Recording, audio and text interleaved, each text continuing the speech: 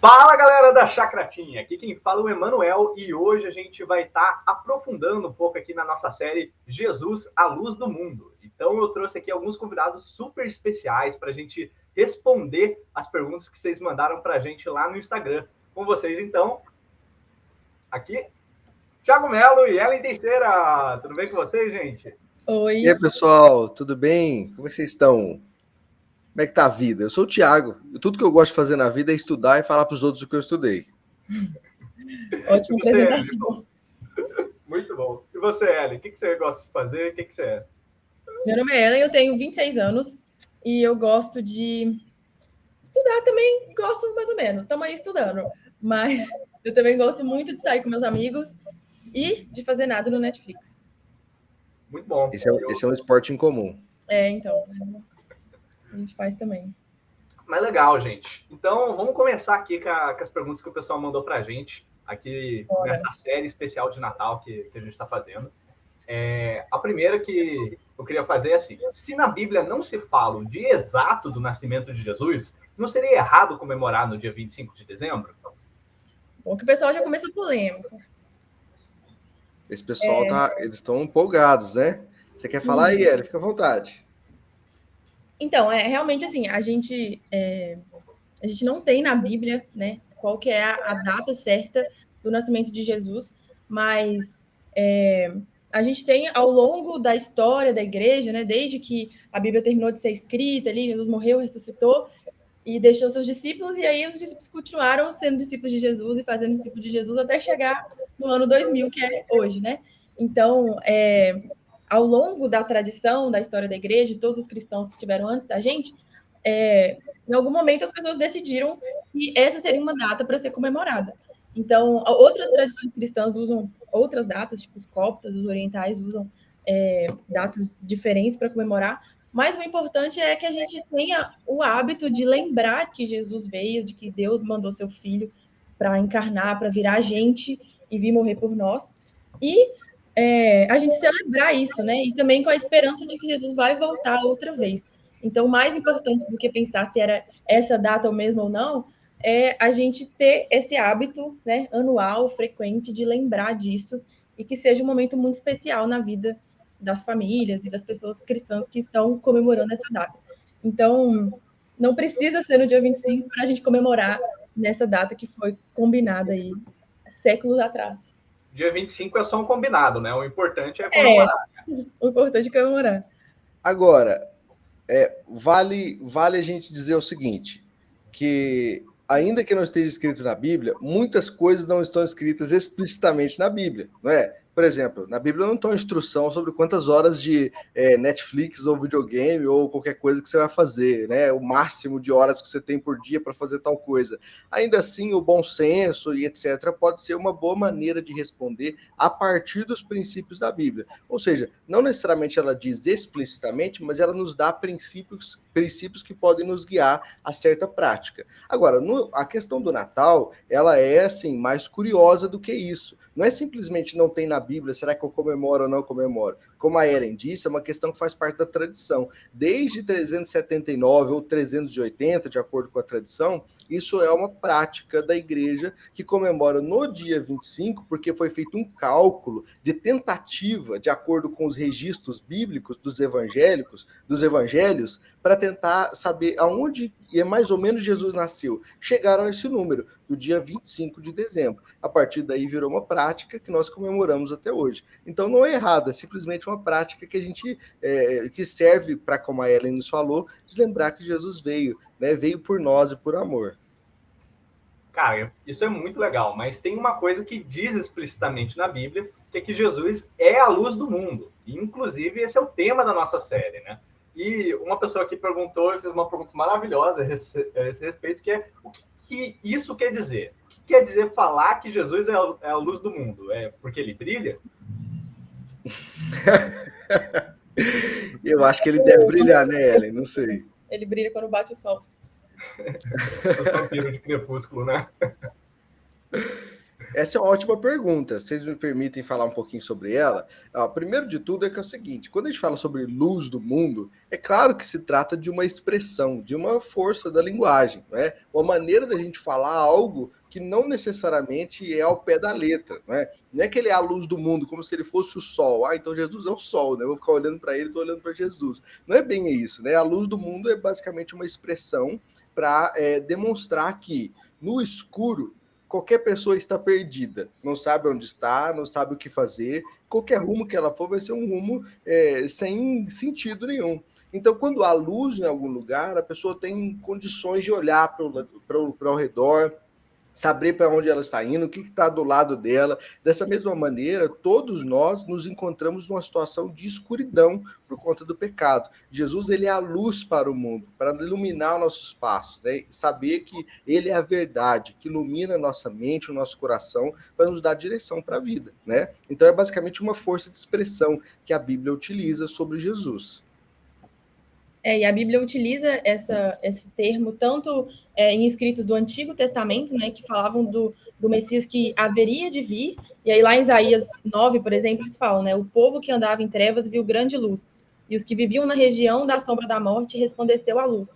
E aí lá, quando conta nos evangelhos a narrativa de quando Jesus nasceu, eles retomam nesse texto, que já era antigo naquela época, e falam, agora isso se cumpriu, né, a luz veio. Então, é isso, a gente não conseguia ver, não sabia onde estava, mas agora a luz veio, a luz consegue deixar claro a salvação, né? Tipo, é Deus vindo iluminando a Terra. E aí tem um autor muito legal que chama Tim Keller, e no livro dele sobre Natal ele fala que essa frase, né, de que a luz veio, mostra para a gente que a humanidade, né, a gente precisa de uma salvação que vem de fora, né? A gente precisa dessa luz que vem do próprio Deus, porque sozinhos, por nós mesmos, a gente não consegue se achar no meio da escuridão. Cara, isso é muito massa, né? Porque até responde uma outra pergunta que alguém fez, que é: o mundo sem Jesus é escuridão? E basicamente sim, né? Porque que nem o Thiago falou, é como se a gente não tivesse referência do que fazer, de como viver, né? Então, Jesus, ele vem até como o modelo que a gente deve seguir enquanto seres humanos, enquanto pessoas, né? Então, isso é sensacional. E uma pessoa até perguntou aqui para a gente também, como que a gente pode brilhar a luz de Jesus no mundo? Muitas vezes na igreja a gente vê falando, brilha a luz de Jesus, e que a gente é a luz do mundo, e daí, como é que isso funciona? É Jesus a luz do mundo, a gente? É a gente, né? Então, e aí, como é que é? Se Jesus é a luz do mundo, por que eu que tenho que brilhar? É verdade, né? Mas, eu acho que essa pergunta, ela é muito simples. É o seguinte, Jesus, ele diz lá em João 8:12, eu sou a luz do mundo. Se vocês me seguirem, não andarão no escuro, pois terão a luz da vida. Então, primeiro de tudo, Jesus, ele se declara a luz do mundo. Como a Ellen falou para nós, nos escritos do Antigo Testamento já havia profecia de que é necessário uma luz externa, a salvação de fora da terra, para que a gente possa ter luz e ter instrução sobre aonde ir, aonde reencontrar com Deus. E Jesus afirma, eu sou a luz do mundo. Então, o que ele está dizendo, em poucas palavras, eu sou a resposta, eu sou o cumprimento das promessas do Antigo Testamento. Eu sou o caminho, eu sou a luz que ilumina o caminho. E se vocês me seguirem, vocês não vão viver nas trevas, mas vocês também terão luz. Agora, lá em Mateus, lá no Sermão do Monte, Jesus diz para os seus discípulos também, vós sois sal da terra e luz do mundo. Então, de alguma maneira, o que Jesus está querendo dizer eu sou a luz do mundo, mas todos aqueles que me seguem refletem essa luz também para o mundo. Ou seja, assim como a palavra cristão significa um pequeno Cristo, e a palavra discípulo significa imitador de Cristo, se Jesus é a luz, nós também refletimos essa luz para as outras pessoas. Pô, muito massa, né? Você quer comentar mais alguma coisa sobre isso, Ellen? Não, só concordar aí com o que o Thiago falou mesmo, e uma piadinha que a gente fez uma vez falando de como que essa passagem, né, no hemisfério norte, onde é inverno nessa época do Natal e está bem frio, bem escuro, essa metáfora funciona muito bem, né?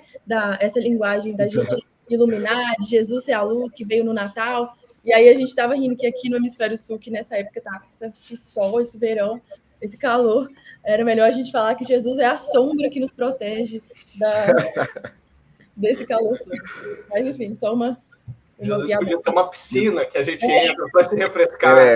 Jesus é a sombra da árvore de Natal, alguma coisa assim. Então, a árvore de Natal bem crescida, eu acho. Ai, que analogia. Desculpa, senhor. Mas, cara, a gente tem que falar que o nosso Natal é em julho, para ser no inverno também, né? Para esses analogias funcionarem. Isso é legal. Só não neva, né? Mas chove, que é quase, né? Então o Natal em dezembro mesmo, tá bom. A gente podia pegar uma palmeira, assim, molhar ela e deixar ali Inclusive, a gente podia usar a palmeira, né, no Natal, ao invés do pinheirinho, né? Ia combinar mais com a gente que aqui é do Brasil, né? Pois é. Não, inclusive, já que a gente já está indo nesse lance da gente copiar as tradições ali do Hemisfério Norte, tem essas tradições de Natal que, tipo assim, elas parecem não ter muito a ver com o que a gente vê ali na Bíblia, do nascimento de Jesus e esse lance da luz do mundo, elas parecem ser, assim, coisas bem diferentes. Alguém perguntou aqui, né? Como que a gente fala da luz do mundo num período do ano que o foco é o Papai Noel? E não só o Papai Noel, né? Mas, tipo assim, compras, shopping, árvore de Natal e etc.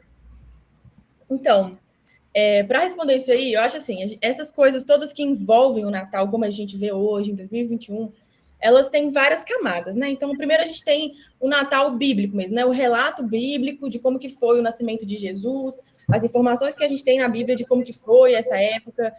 Então, tem lá realmente o relato, né, da estrebaria, dos visitantes que trouxeram presentes, de ali José, Maria, as vaquinhas, as ovelhinhas, dos pastores. Essa é a história bíblica mesmo, né?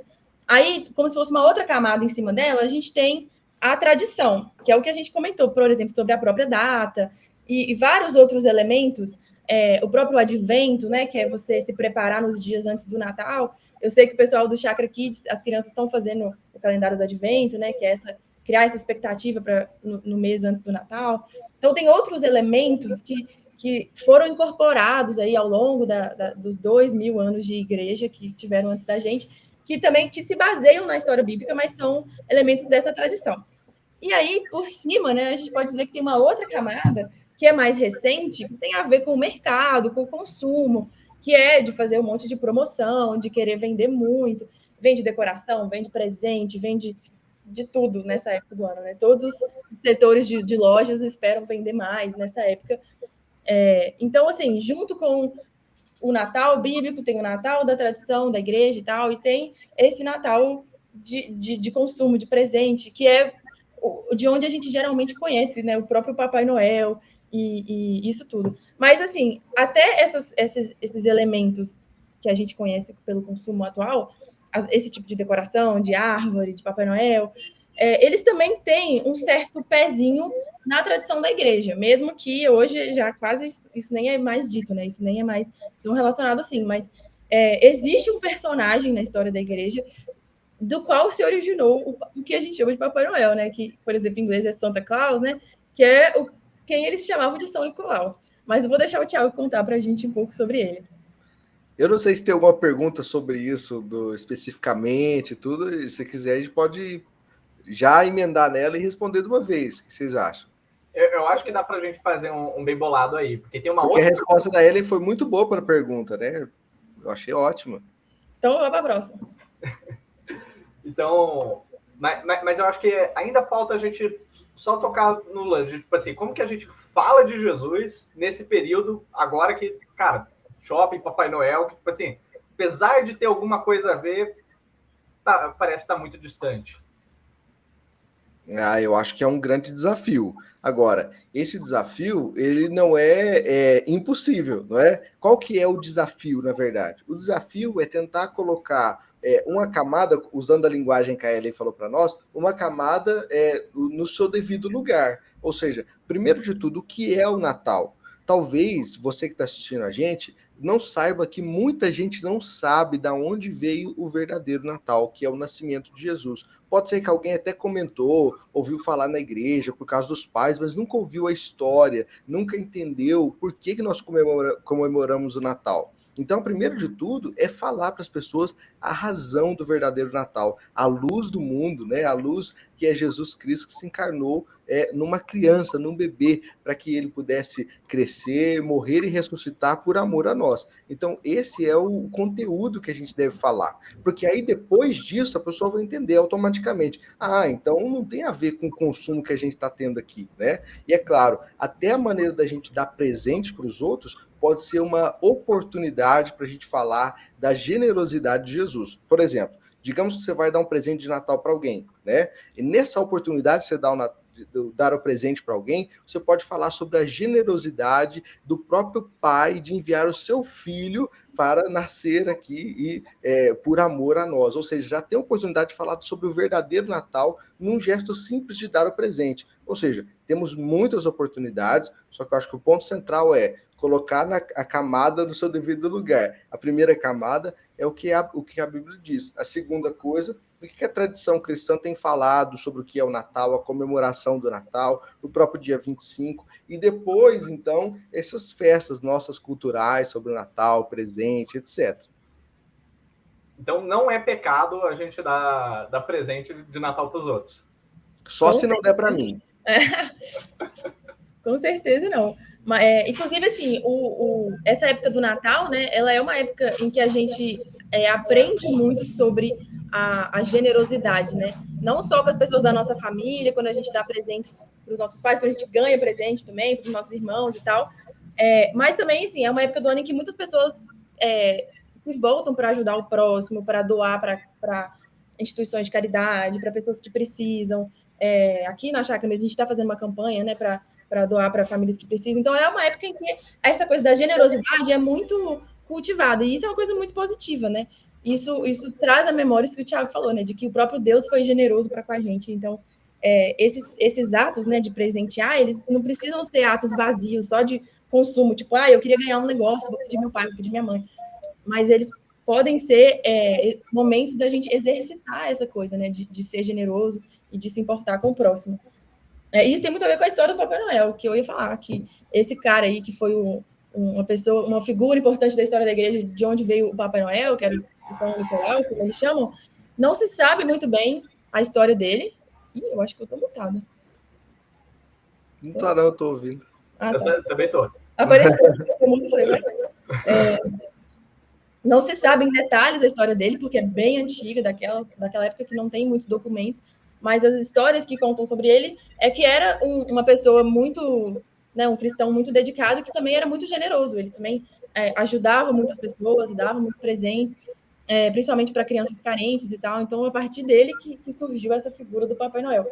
Como eu disse, né, hoje ela quase não é conectada mais com essa história inicial, mas a gente pode falar disso, né? A gente pode pesquisar sobre isso e falar para as pessoas sobre o significado essencial do Natal, que é a história de Jesus, e também sobre o significado desses outros elementos que foram incorporados aí. Então, pensar no Papai Noel não como um símbolo de consumo, de comprar um monte de coisa que a gente nem precisa, que depois vai jogar fora, e não está nem aí para o meio ambiente, vamos consumir, vamos gastar demais. Não pensar nesse sentido, mas pensar como generosidade, como a gente pode doar para quem precisa, como a gente pode ajudar quem não tem, e mesmo dentro da nossa família, dos nossos amigos, como que a gente pode demonstrar esse amor por eles, sempre apontando para o amor que Deus demonstrou por nós, quando ele enviou Jesus.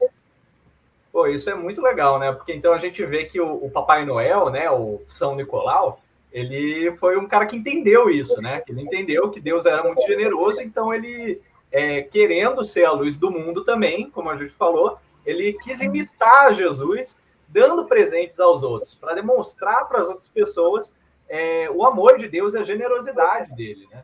Então... Pois é, eu estava lendo um texto sobre a história, sobre essa história do São Nicolau, né? E as versões que tem e tal.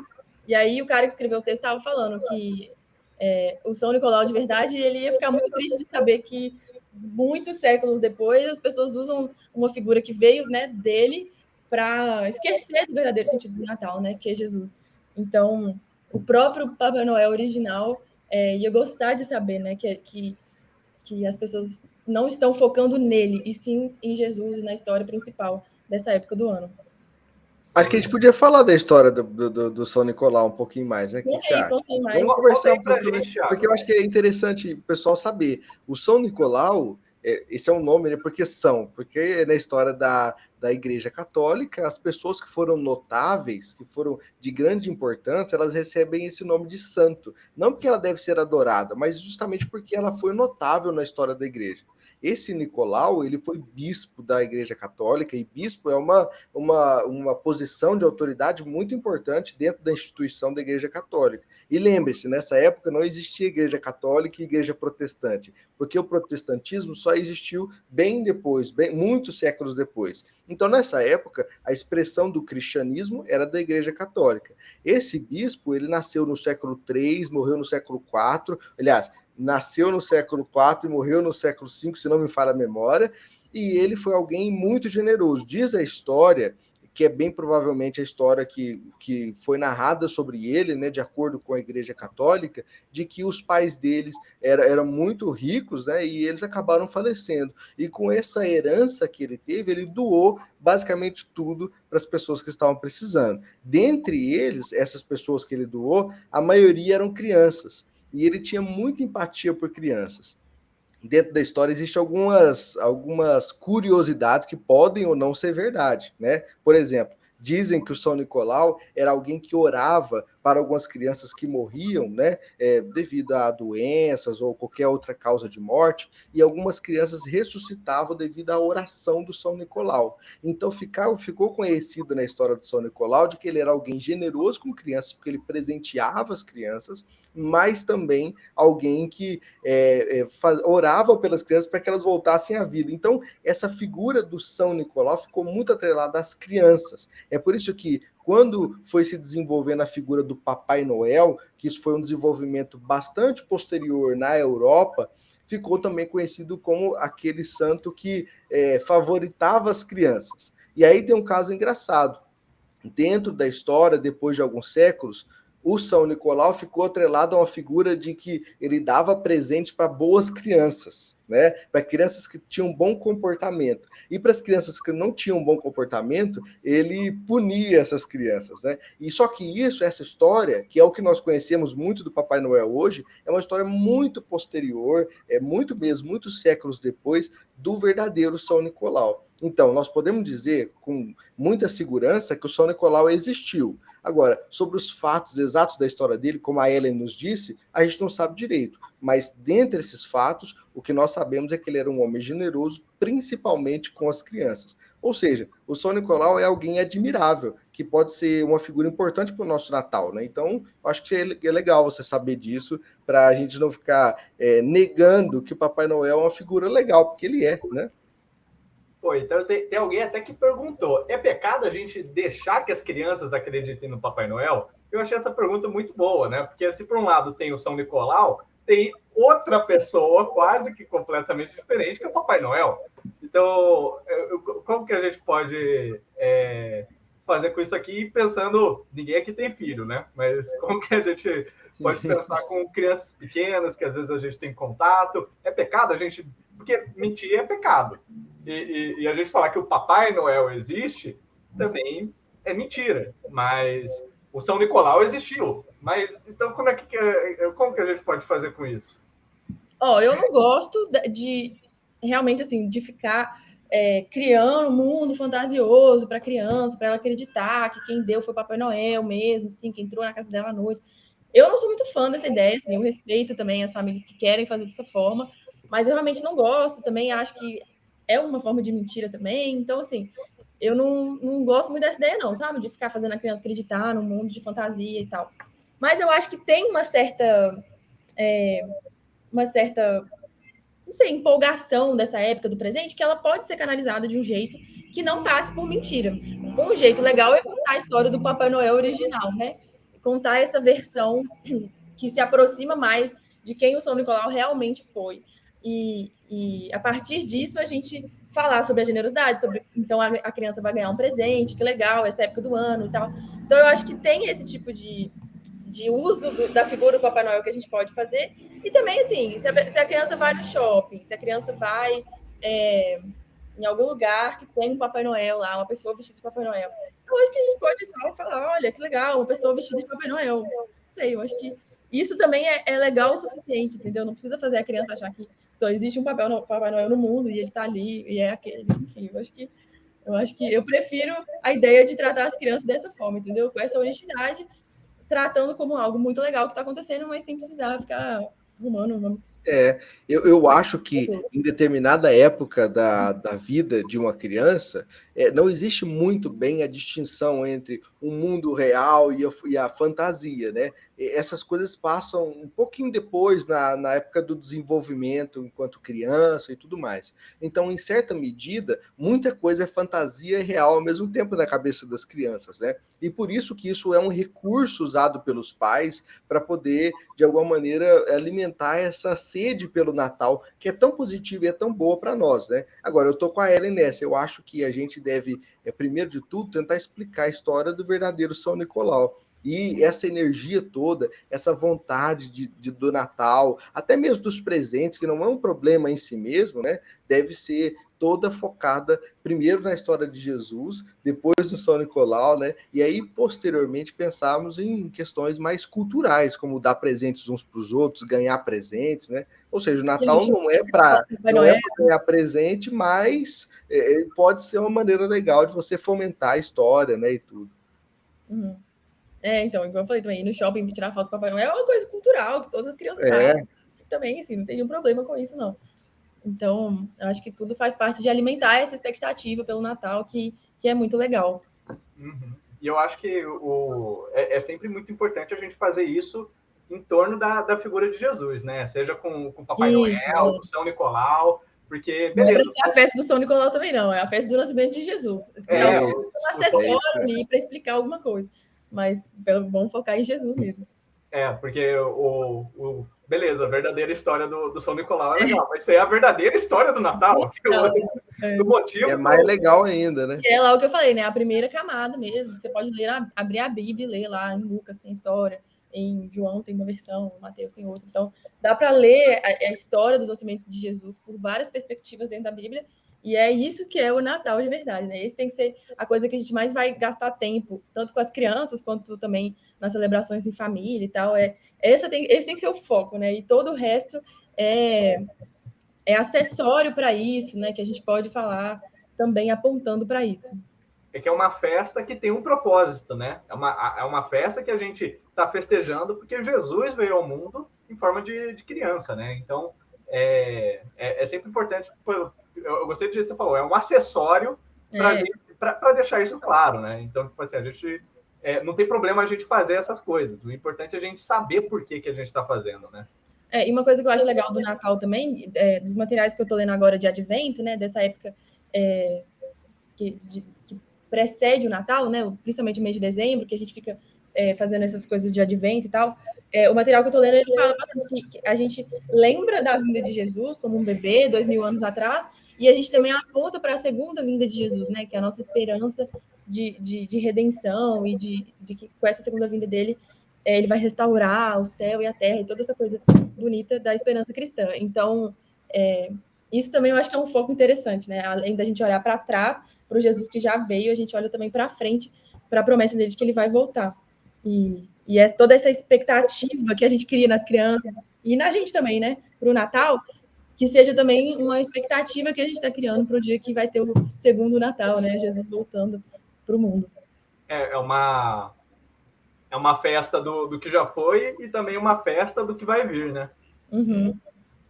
Legal. Thiago, você quer comentar mais alguma coisa, complementar? Não, eu acho que tem um ponto aqui que a Ellie vai falar melhor do que eu, mas eu acho que é legal a gente comentar, que é o seguinte, no Natal, todo mundo deseja receber presentes. É uma época muito boa para a gente receber aquilo que a gente estava querendo o ano todo, né? Que a gente não recebeu no aniversário, dentre outras coisas, né? Mas assim, para ser bem breve aqui, eu acho que é importante você que está assistindo a gente aí refletir sobre a questão do consumo. Por quê? Eu não sei, eu não contei essa parte para você, mas essa história toda do São Nicolau, que virou uma coisa cultural na Europa, acabou indo para os Estados Unidos. Quando foi para os Estados Unidos, né, em algumas décadas atrás, a Coca-Cola, essa marca tão grande no mundo, ela apropriou-se da figura do São Nicolau, que já era cultural no mundo todo, e colocou aquela figura do Papai Noel da Coca-Cola, né, e tudo. Isso se popularizou no mundo todo. E como a gente sabe, a Coca-Cola é um exemplo de uma grande marca do mundo, né? Que sempre remete à compra, ao consumo e etc. Então, nesse momento do ano, eu acho que é importante você fazer um exercício de ter um consumo mais regrado, né? Mais pensado, até porque o Natal não é sobre isso. E mesmo que as marcas, a cultura, o mundo tente desviar o sentido do Natal, inclusive desviar o sentido do Papai Noel, você pode ser uma resposta diferente para isso. Mas aí ele vai falar melhor, eu acho, do que essa coisa do consumo aí, consumo consciente e tudo. Eu até já tinha dado uma pincelada antes, né, de que a coisa da generosidade, não pode, de dar presentes, de receber, não precisa se confundir com gasto desenfreado e comprar muita coisa que a gente não precisa e que depois fica tudo jogado no armário, ninguém brinca com aquilo, ninguém usa mais, ninguém... Enfim, essa bagunça toda, né, que a gente sabe também que é ruim para o meio ambiente, que vira lixo e constrói, né, uma mentalidade na gente de que o mais importante são as coisas e não as pessoas. Então, eu acho que repensar essa coisa do consumo, que as marcas têm que enfiar na gente nessa época do Natal, é uma coisa também que nos ajuda a apontar para a simplicidade, né, do bebê Jesus que nasceu num lugar que não tinha consumo nenhum naquela época, né? Não tinha, era um lugar simples, um lugar pobre, que foi onde sobrou para o Filho de Deus nascer no mundo, né? Então, acho que essa simplicidade da história do Natal, da manjedoura, dos bichinhos ali do lado, dos pastores vindo visitar, essa simplicidade deve ser também o que vai guiar nossas decisões, né, nessa época, para que a generosidade não se torne uma desculpa para a gente consumir demais e fazer mal aí para o nosso planeta também. Inclusive, tem como ser generoso doando aquilo que a gente tem, né? Então, a gente pode escolher no final do ano algumas coisas que são boas que a gente tem, mas que a gente não usa, porque a gente fica acumulando um monte de coisa que a gente não precisa e a gente acaba doando para pessoas que precisam. Ou seja, tendo generosidade, mas sem recorrer àquele consumo, né? De ir no shopping comprar aquele tanto de coisa, ou insistir para os pais, os tios, os avós, enfim, comprar tudo que a gente quer e tudo. Tem maneiras mais legais de fazer isso, né? Muito bom, né?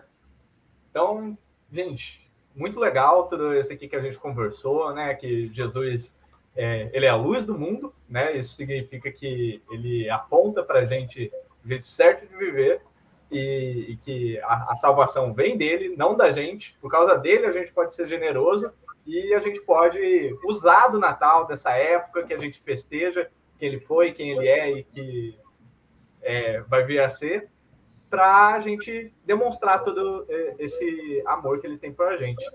Isso é muito legal. Muito obrigado, viu, gente? Aprendi um bocado aqui com vocês. Acho que o pessoal aí de casa também. E aí eu queria pedir para a Ellen orar, encerrando aí esse momento nosso. Beleza? Pode fazer isso, Ellen?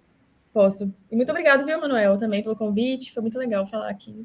Foi muito legal mesmo. Curti muito também estar estudando sobre o Papai Noel para contar aqui. Eu não sabia de tudo isso ainda. Muito legal. Mas vamos orar, então.